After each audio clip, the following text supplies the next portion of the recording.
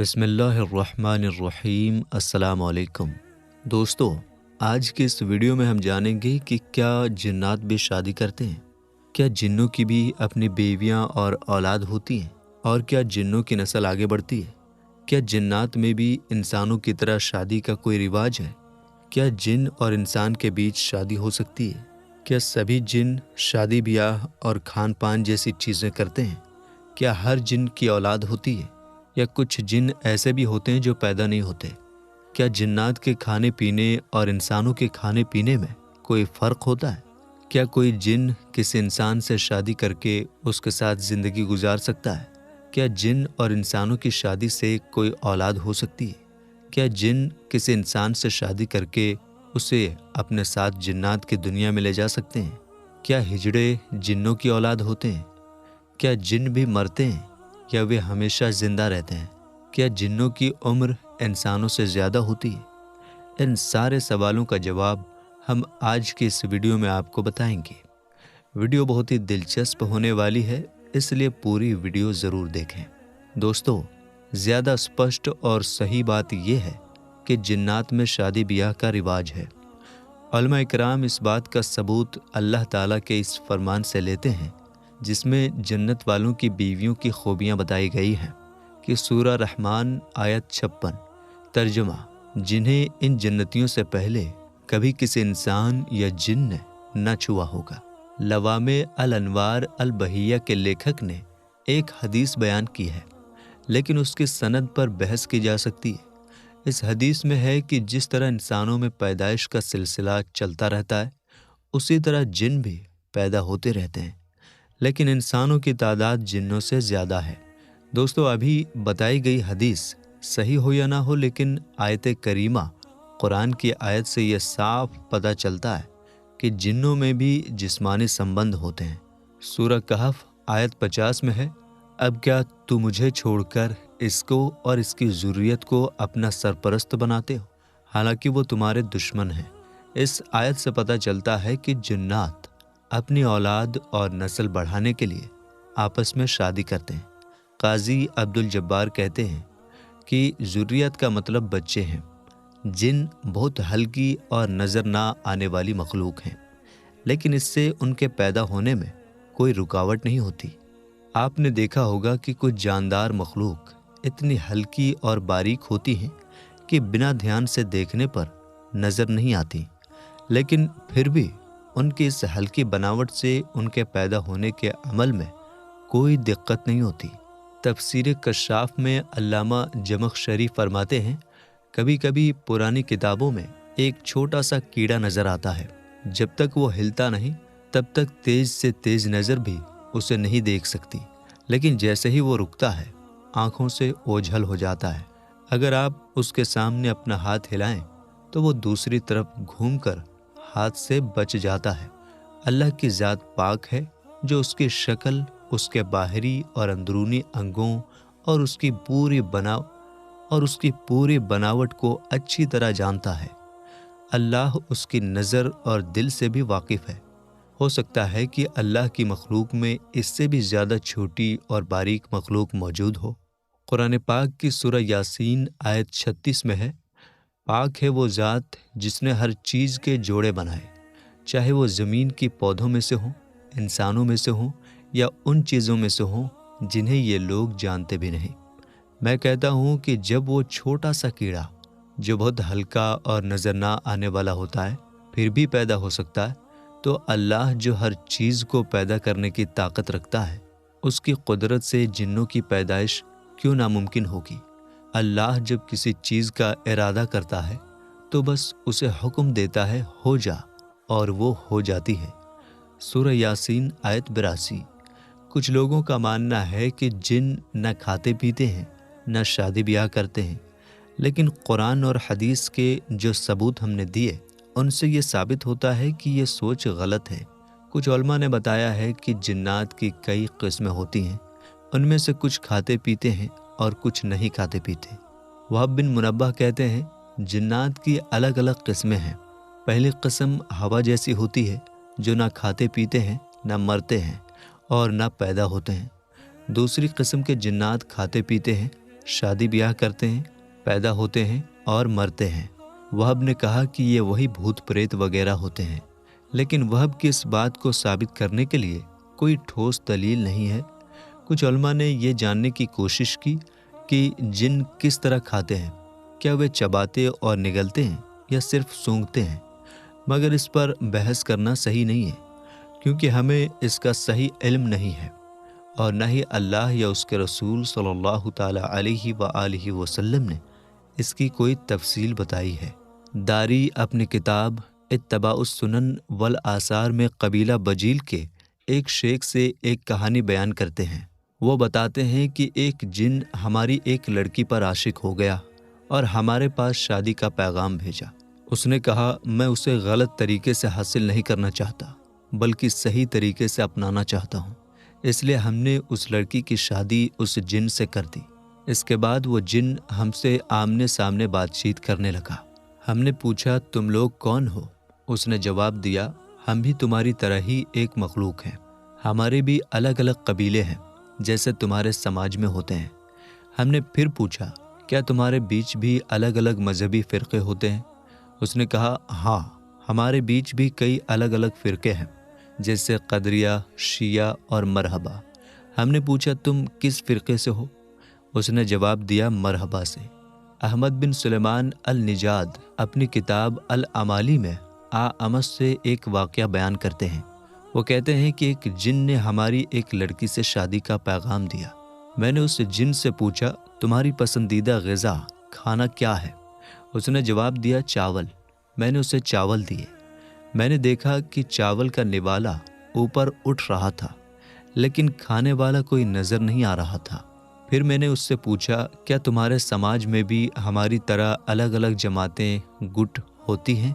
اس نے کہا، ہاں، اور ان میں سب سے برے لوگ بھی ہوتے ہیں۔ ابو یوسف السروجی سے ایک کہانی بیان کی جاتی ہے۔ مدینہ میں ایک عورت ایک آدمی کے پاس آئی اور کہنے لگی، ہم لوگوں نے تمہارے قریب ڈیرا ڈالا ہے، تم مجھ سے شادی کر لو۔ راوی کہتے ہیں کہ اس آدمی نے اس عورت سے شادی کر لی۔ کچھ سمے بعد وہ عورت پھر اس کے پاس آئی اور بولی، اب ہم جا رہے ہیں، تم مجھے طلاق دے دو۔ اس کے بعد وہ ہر رات عورت کے روپ میں اس کے پاس آتی تھی۔ پھر ایک دن وہ آدمی مدینہ کے ایک راستے سے گزر رہا تھا۔ اچانک اس نے دیکھا کہ وہی عورت زمین سے گرے ہوئے اناج کے دانے گلہ اٹھا کر کھا رہی تھی۔ آدمی نے اس سے پوچھا، کیا تمہیں یہ کھانا پسند ہے؟ یہ سن کر عورت نے اپنا ہاتھ اپنے سر پر رکھا اور آدمی کی طرف دیکھا۔ پھر اس نے پوچھا، تم نے مجھے کس آنکھ سے دیکھا ہے؟ آدمی نے کہا، اس آنکھ سے۔ جیسے ہی عورت نے اپنی انگلی سے اشارہ کیا، آدمی کی وہ آنکھ بہہ پڑی۔ قاضی جلال الدین احمد بن قاضی حسام الدین رازی ایک عجیب واقعہ بیان کرتے ہیں۔ میرے والد اپنے گھر والوں کو لانے کے لیے پورب کی طرف سفر پر نکلے۔ کچھ دور چلنے کے بعد بارش کی وجہ سے ہم ایک گفا میں رک گئے۔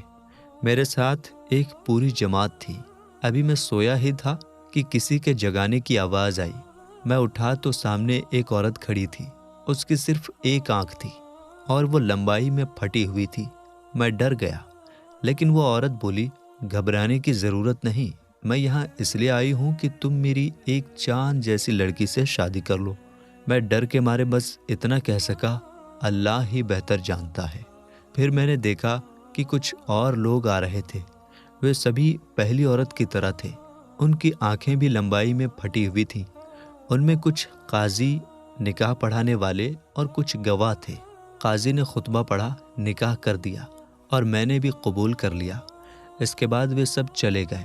پھر وہ عورت ایک خوبصورت لڑکی کو لے کر آئی، لیکن اس کی بھی آنکھ اس کی ماں کی طرح تھی۔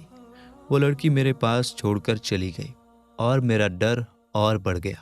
میں نے اپنے ساتھیوں کو جگانے کے لیے پتھر پھینکنے شروع کیے، لیکن کوئی بھی نہیں اٹھا۔ آخرکار میں اللہ سے دعا کرنے لگا اور بہت رویا۔ پھر جب کوچ یعنی سفر کا وقت ہوا تو ہم آگے بڑھے، لیکن وہ لڑکی میرے ساتھ ساتھ چلتی رہی۔ 3 دن اسی طرح گزر گئے۔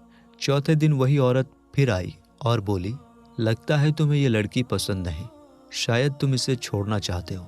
میں نے کہا، ہاں، باخدا یہی بات ہے۔ اس نے کہا، تو اسے طلاق دے دو۔ میں نے اسے طلاق دے دی اور وہ چلی گئی۔ اس کے بعد میں نے ان دونوں کو پھر کبھی نہیں دیکھا۔ دوستو، اکثر یہ سننے میں آتا ہے کہ فلاں آدمی نے جن عورت سے شادی کر لی، یا کسی عورت کو جن نے شادی کا پیغام دیا۔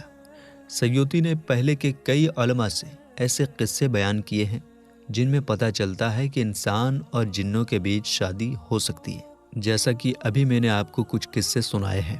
علامہ ابن تیمیہ اپنی کتاب مجموع الفتاوی 19 سے 39 میں لکھتے ہیں، کبھی کبھی انسان اور جن آپس میں نکاح کرتے ہیں اور ان کی اولاد بھی ہوتی ہے۔ یہ بات بہت مشہور اور عام ہے۔ اللہ تعالیٰ کے اس فرمان سے بھی یہ بات ثابت ہوتی ہے کہ سورہ بنی اسرائیل آیت 64، جس کا ترجمہ ہے ان کے مال اور اولاد میں شریک ہو۔ حضور نبی کریم صلی اللہ تعالیٰ علیہ وآلہ وسلم نے فرمایا، آدمی جب اپنی بیوی سے ہم بستری کرتا ہے اور بسم اللہ نہیں پڑھتا تو شیطان اس کی بیوی سے مجامت کرتا ہے۔ ابن عباس رضی اللہ تعالیٰ عنہ کہتے ہیں، اگر آدمی اپنی بیوی سے حیض کی حالت میں صحبت کرتا ہے تو شیطان اس سے پہلے اس کی بیوی سے سنبندھ بنا لیتا ہے۔ بیوی حاملہ ہوتی ہے اور ہجڑا بچہ پیدا کرتی ہے۔ سب ہجڑے جنات کی اولاد ہیں۔ اسے ابن جریر نے روایت کیا۔ نبی صلی اللہ تعالیٰ علیہ وآلہ وسلم نے جنوں سے شادی کرنے سے منع کیا ہے۔ اسی طرح فقہا کا کہنا ہے کہ انسانوں اور جنوں کی شادی جائز نہیں ہے، اور تابعین اسے مکروہ سمجھتے تھے۔ یہ اس بات کی دلیل ہے کہ انسان اور جن کی شادی ممکن ہے۔ اگر یہ ناممکن ہوتی تو شریعت میں اس کے جائز یا ناجائز ہونے کا کوئی فتویٰ نہیں دیا جاتا۔ اگر یہ اعتراض کیا جائے کہ جن آگ سے بنے ہیں اور انسان 4 چیزوں ہوا، مٹی، آگ، پانی سے بنا ہے، تو اس لیے یہ کہنا ہوگا کہ آگ کی وجہ سے جن عورت کے پیٹ میں انسان کا بیج نطفہ ٹھہرنا ممکن نہیں، کیونکہ انسان کے نطفے میں نمی، رطوبت ہوتی ہے جو آگ کی گرمی سے سوکھ کر ختم ہو جائے گی۔ اگر یہ ممکن ہوتا تو شریعت میں اسے حلال، جائز قرار دیا جاتا۔ اس اعتراض کا جواب کئی طرح سے دیا جا سکتا ہے۔ پہلی بات یہ صحیح ہے کہ جن آگ سے بنائے گئے ہیں، لیکن اب وہ اپنی اصل آگ والی حالت میں نہیں ہیں۔ وہ بھی کھانے پینے اور شادی بیاہ، توالد و تناسل کے ذریعے ایک الگ حالت میں بدل چکے ہیں۔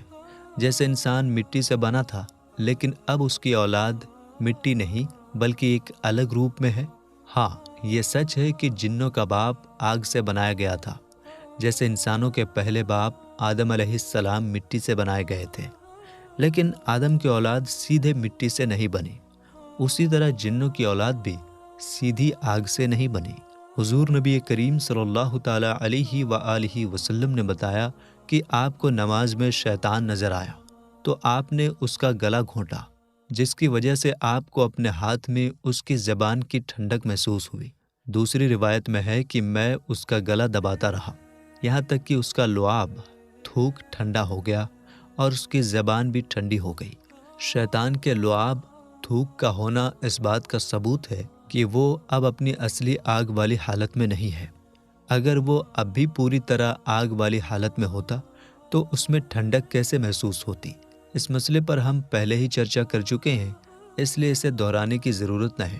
جب جن کسی آسیب زدہ پیڑت انسان کے جسم میں داخل ہو سکتا ہے اور حدیث کے مطابق شیطان انسان کی رگوں میں دوڑتا ہے، تو اس سے یہ ثابت ہوتا ہے کہ وہ اپنی اصلی آگ والی حالت میں نہیں ہے۔ اگر وہ اب بھی پوری طرح آگ والی حالت میں ہوتا تو جس انسان میں وہ داخل ہوتا اسے جلا کر راکھ کر دیتا۔ مالک بن انس رضی اللہ تعالی عنہ سے پوچھا گیا، ہمارے یہاں ایک جن ایک لڑکی کو شادی کا پیغام دے رہا ہے، وہ چاہتا ہے کہ یہ نکاح حلال طریقے سے ہو۔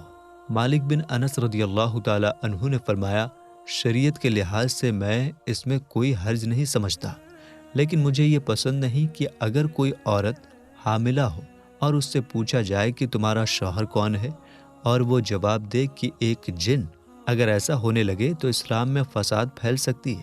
اور میرے دوستو، اس میں شک نہیں کہ جنات، جن میں شیاطین بھی شامل ہیں، مرتے ہیں، اس لیے کہ وہ اللہ تعالیٰ کے اس فرمان میں داخل ہیں، سورہ الرحمن آیت 26 سے 28، ہر چیز جو اس زمین پر ہے فنا ہو جانے والی ہے، اور صرف تیرے رب کی جلیل و کریم ذات ہی باقی رہنے والی ہے۔ پس اے جن و انس، تم اپنے رب کے کن کن کمالات کو جھٹلاؤ گے؟ صحیح بخاری میں ابن عباس رضی اللہ تعالیٰ عنہ سے مروی ہے کہ نبی صلی اللہ تعالیٰ علیہ وآلہ وسلم فرمایا کرتے تھے، میں تیری عزت کے ذریعے پناہ چاہتا ہوں جس کے سوا کوئی معبود نہیں، جس کو فنا نہیں۔ جنات اور انسان سب فنا ہونے والے ہیں، البتہ ان کی عمر کے بارے میں ہمیں صرف وہی معلوم ہے جو اللہ نے ابلیس لعین کے بارے میں بتایا ہے کہ وہ قیامت تک زندہ رہے گا۔ سورہ الاعراف آیت 14 سے 15۔ شیطان نے کہا، مجھے اس دن تک مہلت دے جبکہ یہ سب دوبارہ اٹھائے جائیں گے۔ فرمایا، اللہ نے تجھے مہلت ہے۔ ابلیس کے علاوہ کسی اور جن کی عمر ہمیں ٹھیک سے نہیں معلوم، لیکن اتنا ضرور ہے کہ ان کی عمر انسانوں سے بہت زیادہ ہوتی ہے۔ اس بات کا ثبوت کہ جن بھی مرتے ہیں یہ ہے کہ حضرت خالد بن ولید رضی اللہ تعالیٰ عنہ نے عزا، ایک پیڑ جسے عرب کے لوگ پوجتے تھے، اس کے شیطان کو مار دیا تھا۔